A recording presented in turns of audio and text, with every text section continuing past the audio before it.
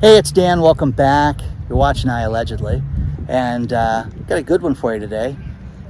I am at Mile Square Park in the beautiful city of Fountain Valley, California, and this place is great. One big Mile Square Park, and there's a lot of water features. There's a golf course, there's roller hockey, there's basketball courts, volleyball courts, all that stuff. We just got news again, an update from Warren Buffett on how he is going to disseminate his money and how he wants it disseminated after his death. And it's kind of crazy.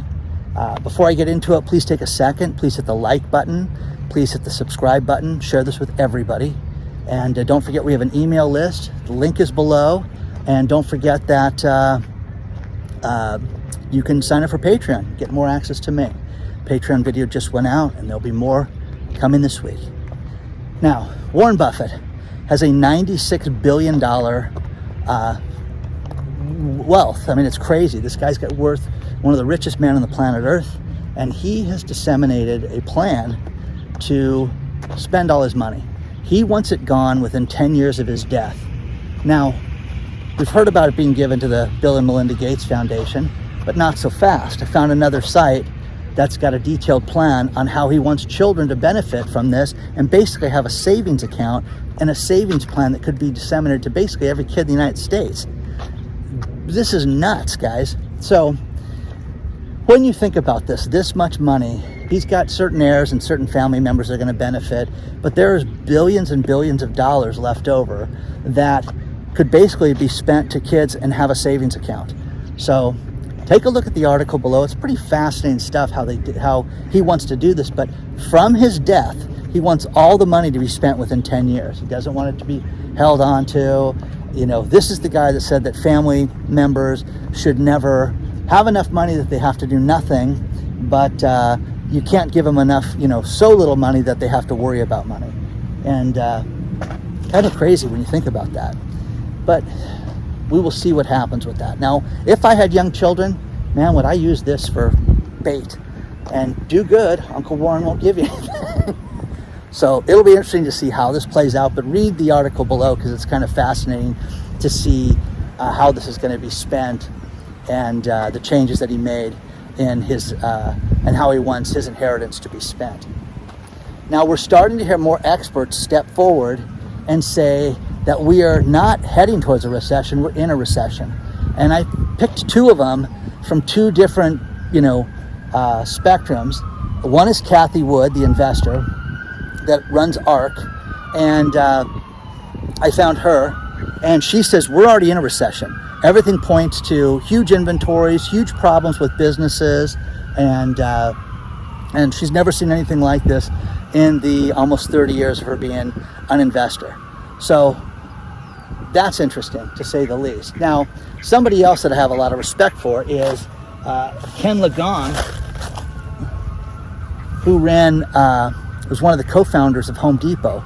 He says we're already in a recession and sees everything wrong with the building product market. And what you're seeing is that people are spending less money right now on basic home improvements. Here's the thing. Talking to flippers and talking to contractors, what they say is, we want things we can do off the shelf. We want to go fix a house up and go purchase it and put it in. We want to walk into Home Depot or Lowe's or a smaller Ace Hardware, be able to buy something and install it, paint it, screw it in, put the light bulbs in, and not have to worry about ordering anything. If you have to order anything, it's the kiss of death right now in construction. Now, Home Depot sees that. Now, you would think, okay, this is going to be a boom for Home Depot. No, it's not. People are spending less money on projects. They're doing more fixer-uppers than they are big projects also. So I'm feeding the birds right now. So pretty fascinating, guys, when you think about that. You're starting to see more and more builders go out of business from around the globe. Once again, 14 more builders in Australia is anticipated that they're down for the count, completely done. But again, just like we heard about that Midas company in the UK earlier this week, there's a problem with these builders not paying subcontractors in Australia. There's going to be, again, 14 large builders that are going to go out of business, and they're going to leave unfinished homes, unfinished projects, residential, commercial, and it's going to be absolutely catastrophic for that industry. Again, I think Australia is going to be the first big problem with real estate and with the crash and with foreclosures, just because of the adjustable mortgages and how everybody that writes me about this, that talks about their adjustable mortgage, says, Dan, I have got real problems. Nobody sits there and says, that's no big deal. They just cannot afford it. Now think about this. Here in the States, the average family is spending $165,000 more on their loans. They're getting less buying power than they've ever had, and they're seeing the amount of house that they get falling and being less. I hear more and more people saying, oh, we wanted to live in this city but settled for this city. Again, what a horrible way to live, because when you have kids too, this is the buying season right now in summer. People move now to get ready for the school year. It's not happening like it has in the past. You're seeing all these lenders lay people off. There's JP Morgan, you've got Wells Fargo, got another one I'll cover later in the video, but they're laying off thousands of people right now in the mortgage business. And the only thing you can ask yourself is, why is that? Why are they laying so many people off if things are going so well? They're not going well, guys. This is absolutely horrible for the mortgage industry, and anybody that knows anything about this sees problems with it. And they're seeing every real estate agent that writes me right now. We're seeing projects, we're seeing houses on market longer. We're seeing houses get price reductions more often than not. Now, I'm a Zillow freak. I like to go to Zillow and look around. I like to go to foreclosure.com and look around at that site too and check that out. That's my new favorite little place to look and get information, on foreclosures. So with that being said, it is crazy the number of houses that are having price reductions. It's crazy the number of people that are upside down on their loans right now, where they're not paying on time. You're seeing more foreclosures creeping up. And when you look at the overall numbers, it's not that bad. Foreclosures aren't doing that bad. Evictions, they're stabilizing. No, they're not. This amount of stimulus and things like that is just crazy, guys. This is not realistic that this is going to help people in any way, shape, or form. What is $350 going to do for you? What's $1,050 going to do for you? Seriously, if that's going to be the game changer, other than a good party or a vacation or something like that, everybody that wrote me about that yesterday said, I'm going to buy gas with it, Dan. I'm just going to fill up my tank and save a little gas money. So that's what people are going to use it for. They're going to spend it. It'll be interesting to see what happens at places like Target and places like Home Depot, for that matter. You have to look at this when you see that builders are having trouble getting projects done that are big. Anything that has to be ordered is the kiss of death. And again, it's getting components made. One thing I get a kick out of is, back in the day when people would buy classic cars, the true problem was to get parts made. And I saw a great interview with Jay Leno about this, where, have you guys noticed he just buys whatever he wants? He's got all the money in the world. He can do whatever the hell he wants. But he buys all these classic cars and they run like a top. And he's got a team of mechanics that work on these things for him. But because of the ability to 3D print, you can 3D print metal and basically make any part. Now, basically every car has got a manual that has been put online, or you can get it from some library someplace where you can get the parts for every car that's ever been built. And he's been using that to make 3D parts for anything he wants, anything he needs, which is absolutely fascinating. Now, why are they not doing that with certain components in the home improvement space? I have people that talked about, drawer slides for their kitchen cabinets and the big problems they were having with that. Crazy. Now, they finally had to make adjustments and buy other things, and people sit there and goes, there's drawer slides all over the place. Again, certain cabinets need certain things. Not everything can just be interchangeable when it comes to drawers and home improvements and garage doors. You know, Miele's got certain things you have to use. You know, so does Kenmore. It's all the same thing. So this is fascinating. It's really weird. The birds out here this time of day, they're just kind of napping, hanging out. So share your thoughts on all this stuff, guys. What do you think about Warren Buffett giving away the money? I know, you know, people are going to comment about the Gates Foundation.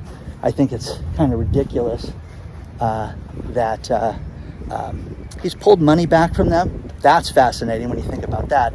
But the other thing that's interesting is him giving money to children, strangers, and just socking away money. So it'll be interesting to see how all that plays out.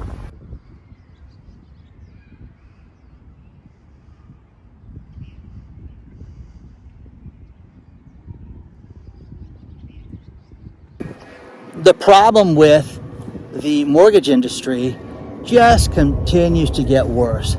First Guarantee Mortgage Corporation, which is a PIMCO company, last Friday fired 500 of employees, 80% of their staff.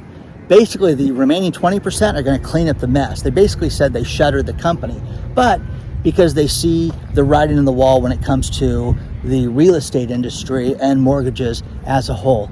Again, for those of you that are long on real estate and that are telling me what an idiot I am, 500 more adults. This is not kids, it's not baristas. This is 500 adults that lost their job in the mortgage space because the industry is going to take a huge, huge downturn. Now, that should concern everybody. You're seeing pension funds, because of the problems with the markets right now, they're doing riskier assets. Great article out of the Wall Street Journal where pension funds are not borrowing money and investing your money properly. They're just not doing it. And they're doing more and more risky assets, asset purchases and investments than they've ever done. Again, guys, you know, CalPERS here in California, I covered this 4 months ago about how CalPERS got it okayed through the board to go out and do more risky assets, leverage buyouts, things that failed last time, different derivatives, different things like that, that just were risky so they could maintain their 6% return. And again, they hope they're going to maintain it. So look at this and look at your pension. If you guys have a pension or you have any investment, you haven't talked to a serious advisor that knows what's going on with the economy and has seen ups and downs. Not some 27-year-old guy who was in high school the last time this happened. Talk to somebody who has seen a real economic downturn. It's critical that you do that right now. What's the worst thing it's going to give you? Advice? Okay. Take it or don't take it, but you can at least be educated and be informed, and the decisions that you make are then your own decisions. Hunger around the world is escalating. Great article out of Australia, how the average Australian is not prepared for the hunger problem that's coming. And you guys need to sit down and need to get ready. I love this. The climate people are calling Australia Disaster Alley. And people that live in Disaster Alley will go hungry and they will face starvation. So there's going to be a hunger shortage in Australia. People need to prepare for it now while there's still food on the shelf. You can hear the noise in the background. There's got different summer camps and things like that out here as we walk by this. So it's kind of cool. Africa, Saudi Arabia, certain other countries are facing starvation. 44 million people are facing going hungry right now because of the war with Ukraine and with Russia right now.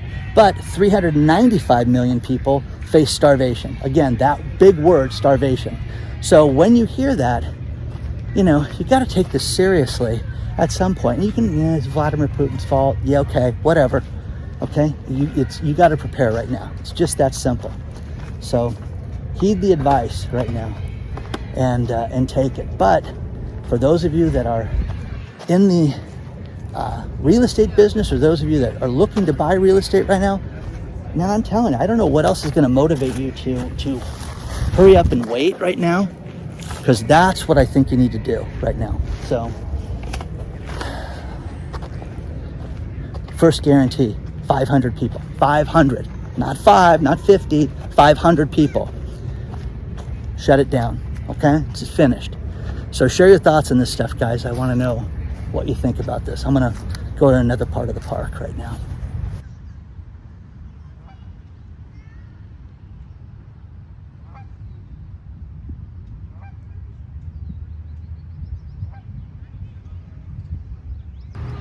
I'm on the other side of the park right now. It's the bigger lake. It's got the swans, the pedal swans that you can rent. It's nice. The banking industry has got a problem. JP Morgan, Goldman Sachs, Morgan Stanley, they grew their employees from 16 to 26% since 2019. And now that they're starting to have problems, what are they doing? They're laying people off. Massively, they're laying people off. Now, here's the thing. All we hear about is how unemployment is at 4%. It's the best employment market in the history of all our lifetimes. That's nuts, guys. But the banking industry, how do they solve problems when it comes to their balance sheet? Get rid of people. They cut costs, and the first thing to cut is an employee. So the biggest one that had the most amount of people was Morgan Stanley. They had 26% to their employee list right now. That's crazy. That's a lot of people. And with that, they're going to fire a lot of these people and let them go over the course of the next few months. So we'll see how this plays out, especially with the mortgage industry collapsing the way that it has. Now, the airline industry. There is a flight today that was overbooked, okay? From Grand Rapids, Michigan to Minneapolis, St. Paul. That's not even that far, guys. SkyWest flight, 175 people could be on the plane, and they overbooked it. So normally you've heard stories about, hey, $400 voucher. Listen to this. They offered people $10,000 to take another flight. 10 grand, guys. That's how screwed up the airline industry is right now. $10,000 not to step on. It's flight 3550, and take a look at it out of SkyWest. But $10,000. Story is below. And I'd leave for 10 grand. I'd leave my kids for 10 grand. Hey, you guys, I'll see you there. Here's a credit card. Go buy something when you get there. Okay? Just don't be too reckless with that card. Okay? Because I got 10 grand to spend. Anyways, the airline industry, I've been talking about how they got $40 billion in bailout money, which was the actual big number. But when you add up all the PPP money and the extra little perks and everything, it was $50 billion, guys. $50 billion, and the industry is absolutely destroyed right now. So as we enter July and we enter 4th of July holiday, the airline industry is completely upside down, guys. It's a complete mess. It's a complete debacle. And I cannot think of an industry that's more screwed up than the airline industry right now. But they fleeced us for $50 billion. And again, we hear numbers like this. You hear numbers like, hey, $17 billion is going to be given out in stimulus checks. People go, oh, okay. How much do I get? Okay. $50 billion was squandered. And this is the kind of service that you get. Now, I would take the 10 grand. And I always tell people, when you get incentives offered to you, don't be a jerk. Learn to negotiate properly and keep your mouth shut and tell them, no, I'm not leaving. Gonna go see my aunt in Grand Rapids, okay? Or wherever, okay? Minneapolis, St. Paul, whatever it was, okay? Anyways, $10,000, guys. What do you guys think of this? Share your thoughts on this stuff. This is the bigger lake that goes on through the other side. It's kind of nice. Share your thoughts on all this stuff, guys. I'm gonna finish this video with these last couple stories. And the first one is BuzzFeed. BuzzFeed was the alternative news source that went public via a SPAC this last year. Now, here's the interesting thing about this. BuzzFeed, when it went public, it hit a high of $14.68 a share. A lot of the employees were upset, and the week before the company went public, these employees railed all over BuzzFeed and said what a terrible place it was and just spoke out against it, which did not help the company going public.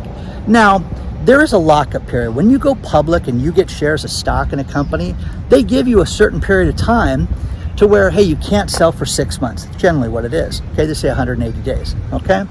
Well, that period is right now, it's today, and the stock's at $1.68 a share. So these people went from $14 plus down to $1.68 and kind of did themselves in, to say the least. So interesting, to say the least. But these poor people that couldn't sell, that were relying on their, all these years of service for low pay and stock options, got a cheese sandwich.